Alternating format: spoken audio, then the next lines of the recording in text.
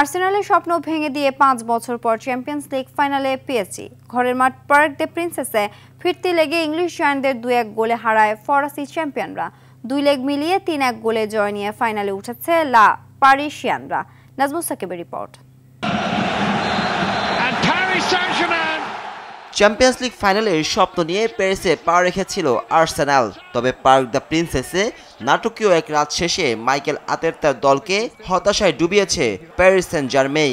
দোনারুম্বার দুর্দান্ত কিপিংয়ের সাথে এদিন প্যারিসিয়ানদের জয় এনে দেন রুইজ হাকিমির জোড়া আঘাত।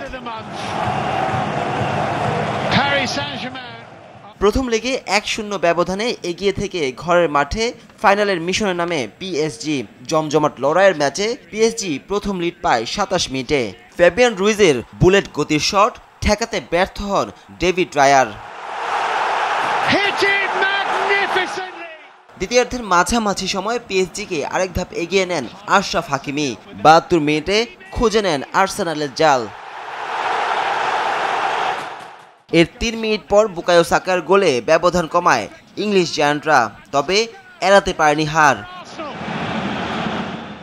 আগামী 1 জুন প্রথমবারের মতো শিরোপা ঘরে তোলার মিশনে নামবে 2020 সালের রানার্স আপরা। প্রতিপক্ষ 15 বছর পর শিরোপা পুনরুদ্ধারের স্বপ্নবোনা Inter Milan. Nazmus Sakib, RTV।